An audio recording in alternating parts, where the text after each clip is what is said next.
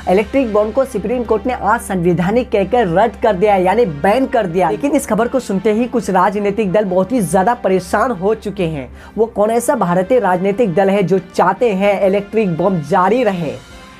आपको तो पता है, आप कहोगे कमेंट में बीजेपी। जी हाँ, बिल्कुल सही है, क्योंकि इलेक्ट्रिक बॉम्ब को बीजेपी ही चाहते थे कि कायम रहे। सुप्रीम कोर्ट ने इलेक्ट्रिक बॉम्ब को इसीलिए बैन किया क्योंकि असंवैधानिक ढंग से, यानी आप साफ साफ ये कहो कि 5-6 कानून को मतलब मिटा करके एक कानून को बनाया था इलेक्ट्रिक बॉम्ब। आपको तो पता होगा कब बना था, वो बीजेपी के शासन में बना था।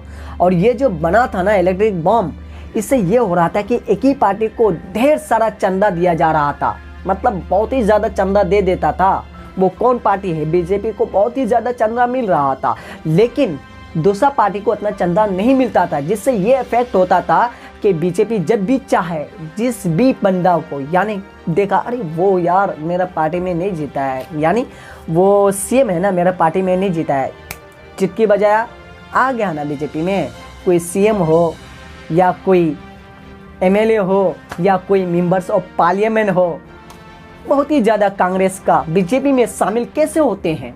आखिर इतना ज़्यादा बीजेपी का पास पैसा कैसे आते हैं? तो उसका जड़ है इलेक्ट्रिक बॉन्ड, यानी बहुत सारा इंडिया का कंपनी वगैरह बीजेपी को चंदा देते थे और बीजेपी इसके लिए कुछ और करते थे। आप तो समझ चुके हैं, अगर आप अभी भी नहीं समझे तो जाकर के गूगल करिएगा तो आपके सामने बहुत सारा आर्टिकल आ जाएगा और आप पढ़ करके समझ सकते हैं। आगे दोस्तों आपको ये भी बता दें, इलेक्ट्रिक बॉम्ब के माध्यम से किसी भी कंपनी, किसी भी राजनीतिक दल को अगर चंदा देते हैं ना, तो ये बात जनता को बताना बहुत ही ज़रूरी होता है। लेकिन बीजेपी के शासन में ये बात नहीं हो रहा था, यानी इलेक्ट्रिक बॉम्ब के माध्यम से कोई भी कंपनी चंदा दे रहा था ना, वो बात जनता के आगे नहीं रख रहा था कि कितना करोड़ दिया गया है।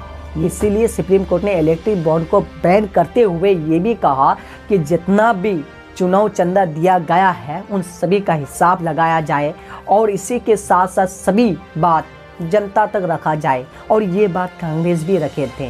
कांग्रेस का ये बात तो पास हो चुके हैं, बस देखते हैं आगे आगे क्या होते हैं। अब जो 95% इलेक्टोरल बॉन्ड्स का पैसा एक पार्टी यानी कि भारतीय जनता पार्टी को मिला, हम भी ये जानना चाहते हैं, देश भी ये जानना चाहता है कि उसके एवज में आपने क्या हवाई अड्डे बेचे हैं, आपने क्या कोयले की खदानें बेची हैं, आपने क्या किया है, या एमएलए खरीदे हैं, या नए सूट सिलवाए हैं, ये जानने का हक हम सबको है, या नए हवाई जहाज खरीदे हैं, हमें नहीं मालूम आपने क्या खरीदे। 95% यानी कि 5,200 करोड़ रुपए भारतीय जनता पार्टी के अकेले के खाते में इलेक्टोरल बॉन्ड से आया है। हम माननीय सर्वोच्च न्यायालय के इस आदेश का खुले दिल से स्वागत करते हैं और हम ये मांग दोहराते हैं कि SBI, state bank of India, उस तमाम जानकारी को सार्वजनिक पटल पर रखे जिससे कि जनता को ये मालूम पड़े किसने कितना पैसा किसको दिया। अगर आपको ये वीडियो अच्छे लगे तो सब्सक्राइब कीजिएगा और साथ ही में शेयर भी करिएगा।